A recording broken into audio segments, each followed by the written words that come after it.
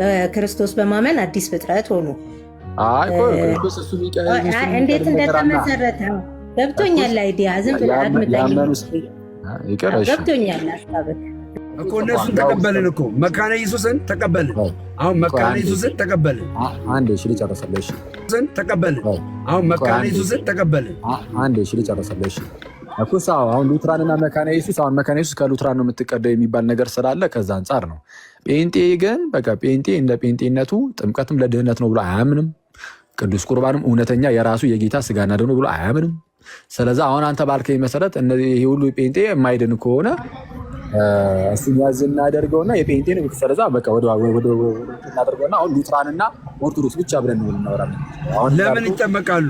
እሺ ወይ ለመተባበር ብሎ ለማሳየት ምን አይደለም። ሞቱን በሚመስል ሞት አባቴ ይኸው አኬ አንድ አዳምጪ። ሞቱን በሚመስል ሞት ትንሣኤን በሚመስል ትንሣኤ ለመተባበር ብሎ ነው መጽሐፍ ቅዱስም የሚያሳየን አይደል? እዛ ጋር ሮሜ አንተ የምትለው የመጽሐፍ ቅዱሱን ነው። እኔ እያልኩ ያለው ደግሞ ጴንጤን ነው። ኖ የኔ መጽሐፍ ቅዱስ ጴንጤ እኮ በመጽሐፍ ቅዱስ ነው የሚመራው። አለብዛ የሆነ ልስማና እንግዲህ ጥምቀትን አልጠመቅም፣ አይጠቅመኝም፣ አያድነኝም የሚል ሰው ካለ እኔም አናግረዋል። አይጠቅመኝም አይሉም። ጥምቀት አይጠቅምም አንጠመቅም ሳይሆን የሚሉት እንጠመቃለን።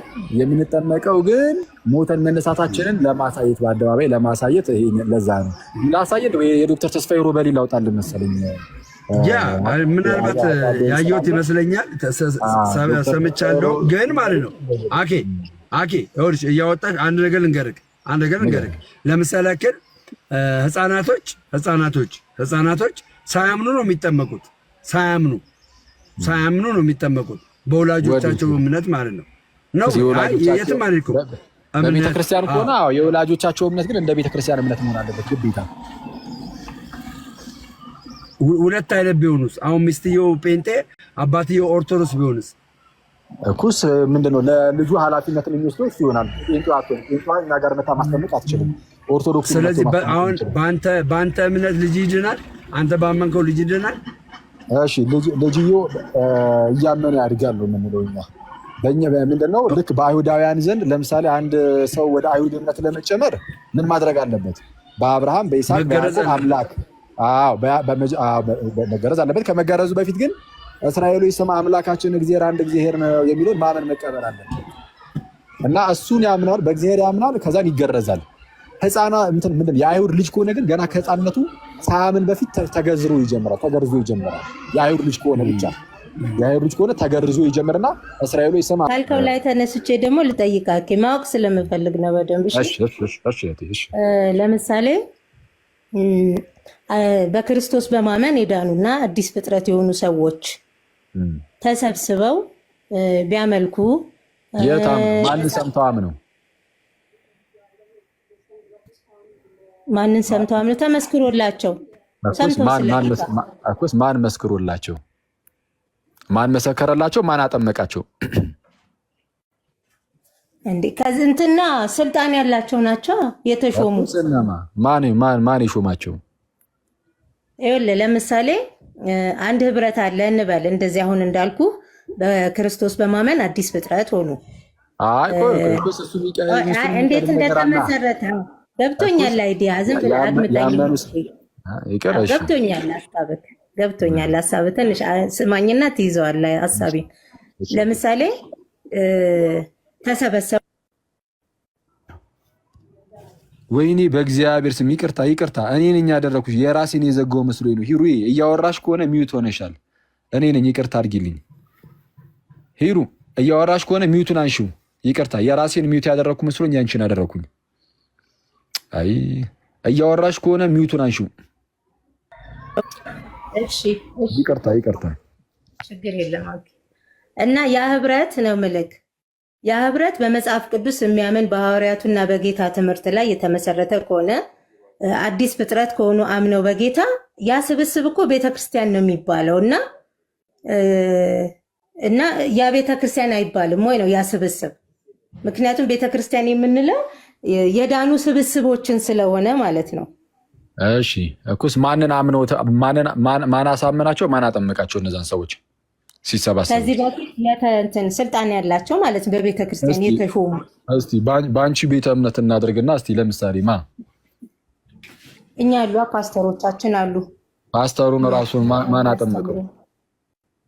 እሱ ደግሞ ሌሎች ናቸው። እሱ በእኛ መንገድ ነው የመጣው። እኮ እያለ የት ድረስ ነው የሚሄደው? እያለ መጀመሪያ መመስረቻው ድረስ ነው የሚሄደው እኮ አይደል? እሱማ አሁን ይኸውልሽ ያ ስብስቡ ራሱ ቤተክርስቲያን አይባልም ስላልሽኝ ገና ከጅምሮ ለምሳሌ የመካነ የት ነበር ያንቺ? መሰረተ ክርስቶስ ሶሪ የመሰረተ ክርስቶስ በቃ እሱ አማኞች ተሰባስበው እንደዚህ የጀመሩት ነው አልሽኝ። ከሆነ ማን አጠመቃቸው እነሱን ስልሽ ከነሱ በፊት የነበሩ ፓስተር የለም። ሲጀመር እነሱ ናቸው ጀማሪዎቹ። የሚኬሲ ጀማሪ እነሱ ስለሆኑ እነሱን ያሳመነ ያጠመቀ የለም።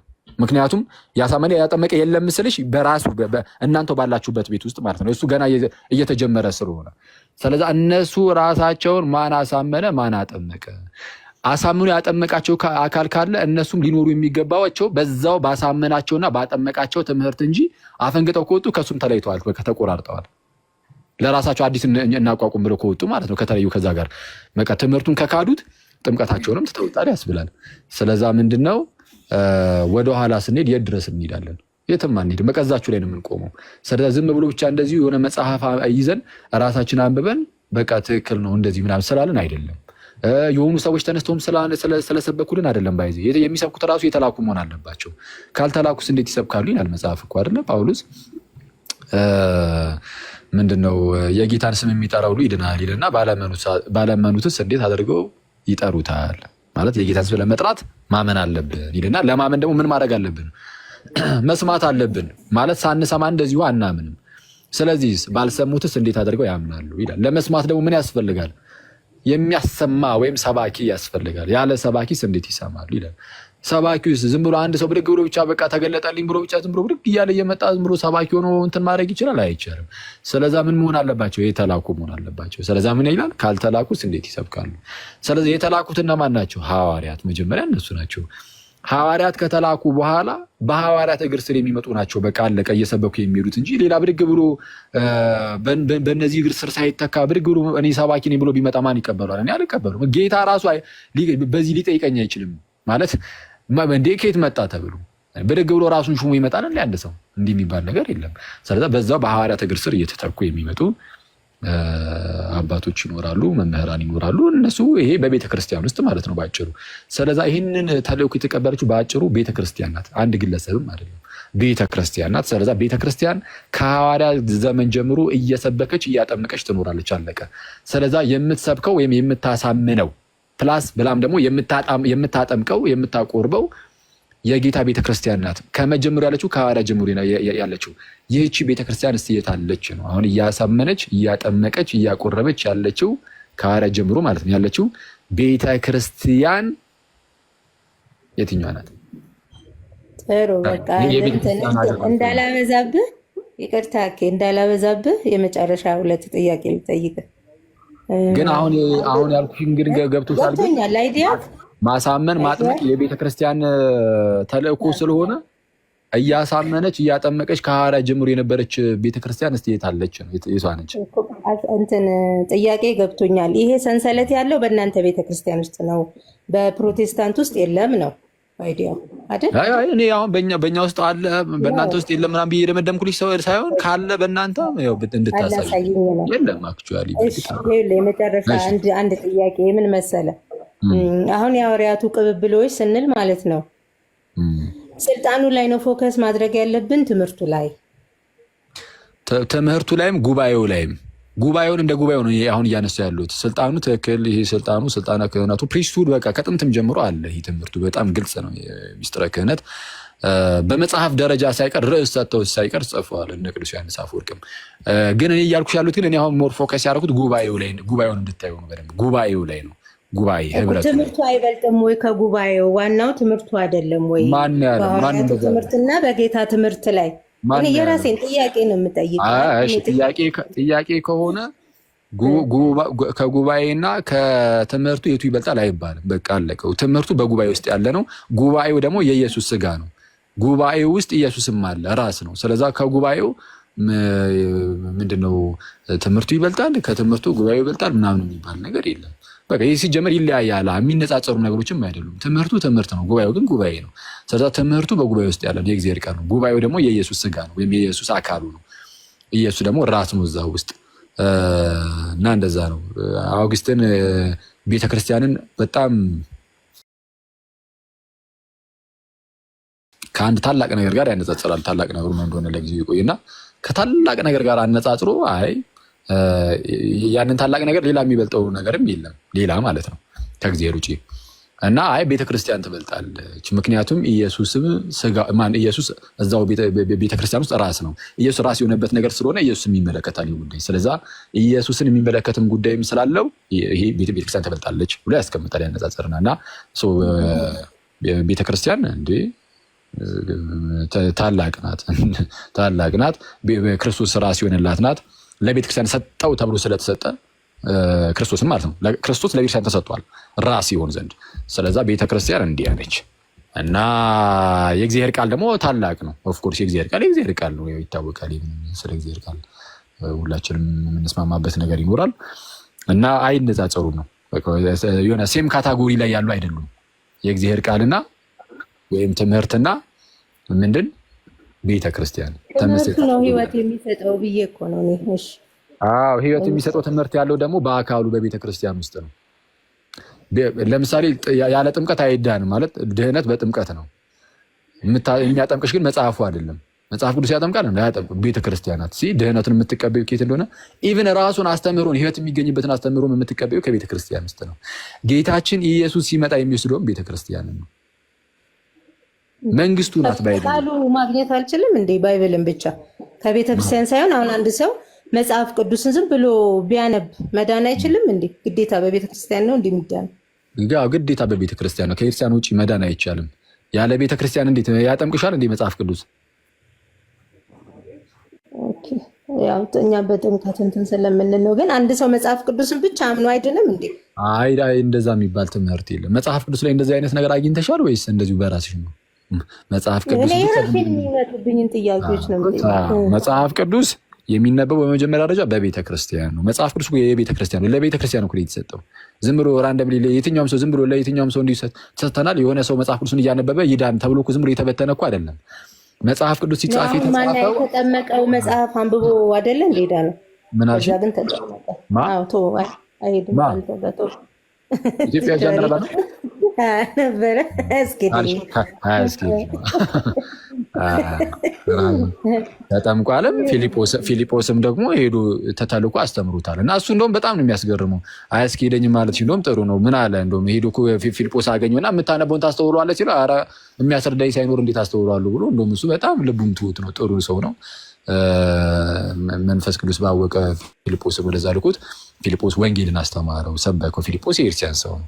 ከዛን ያጠምቀዋል፣ ወደ ክርስቲያን ይጨምራል። እንደዚህ ነው የሚሆነው ሂደቱ እንዲህ ነው እንጂ መጽሐፍ ቅዱስ ዝም ብሎ ቁጭ ተደርጎ ብቻ ሲጀመር እሱ የአይሁድን ስርዓት የሚፈጽም ሰው ስለነበረ ነው መጽሐፉን የሚያነበው ነገራችን ላይ። ከዛ ውጭ ግን በተለይ በዚህ በሐዲስ ኪዳን የሆነ መጽሐፍ ቅዱስን የሆነ ሰው ዝም ብሎ አንብቦ ብቻ ይዳን ተብሎ እንደዛ አይደለም የተሰጠው መጽሐፍ ቅዱስ። አጻጻፉ የመጽሐፍ ቅዱስ የመሰጠቱ ምክንያት ራሱ ለቤተ ክርስቲያን ነው። ለቤተክርስቲያን ኦልሬዲ ላመኑ ሰዎች እንዲበረቱ